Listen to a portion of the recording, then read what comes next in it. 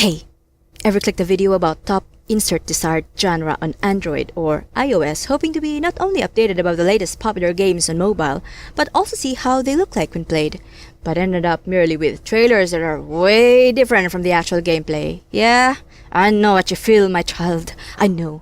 I gotcha.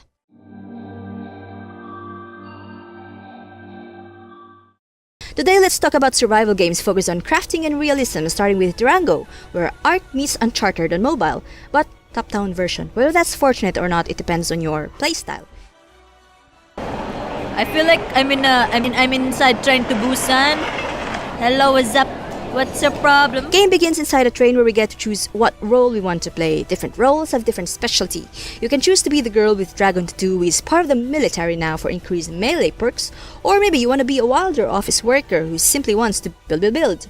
You can also be a sad homemaker. Oh, come on now, it ain't that bad. We gotta level up your recipes with dinosaur meat.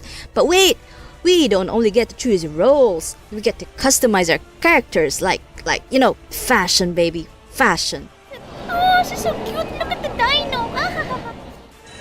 Oh, I thought it's gonna give me the stuffed toy. I want the stuffed toy. I don't want this. Sige, this is useful. Anyway, I may have not invested enough time yet to be able to complete the main quest during its closed beta a few months ago, mainly because I had issues with overheating and fast battery drain even if I already switched my graphics down to performance mode.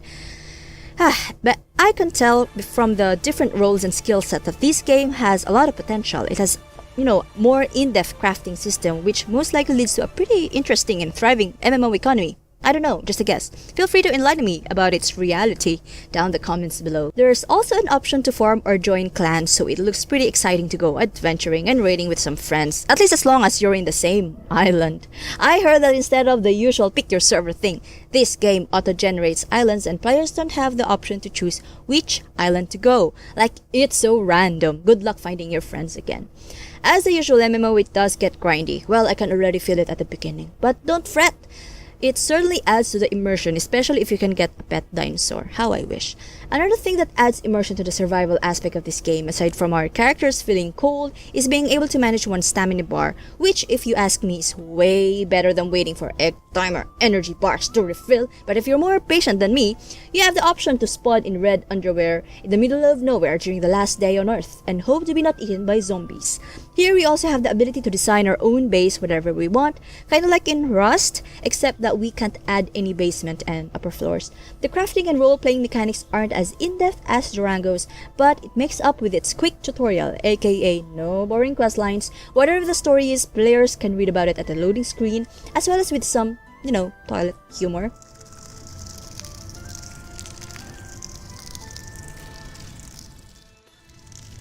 Yeah, pee on those smelly zomzoms.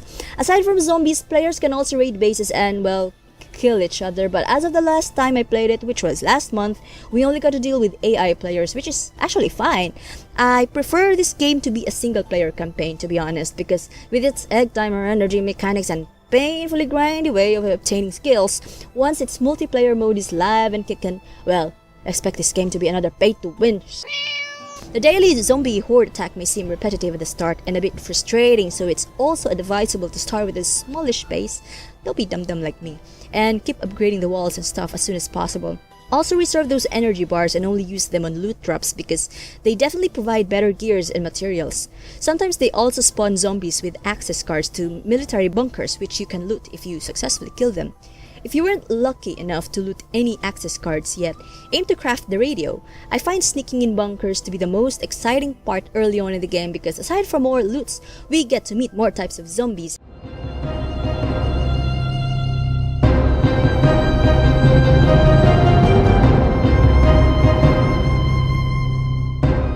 And discover weird areas like, what is this place? Jesus.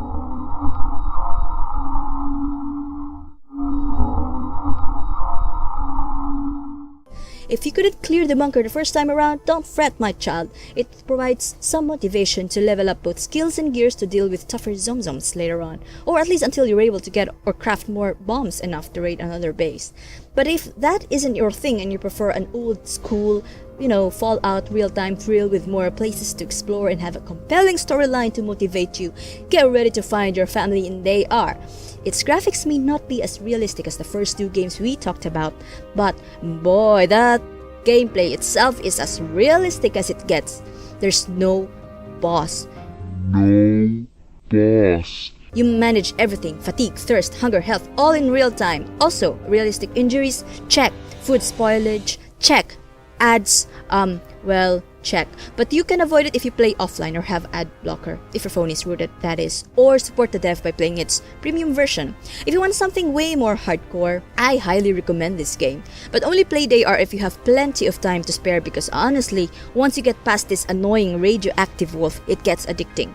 Like seriously, the first time I played this, I didn't notice I've been playing it for 8 hours straight already. The point and click thing on the map may not be as immersive as the other gameplay mechanics of the previous games we mentioned, and considering how way tougher and more challenging it is overall, I actually appreciate the simplicity, which even adds to the overall intuitiveness of its interface.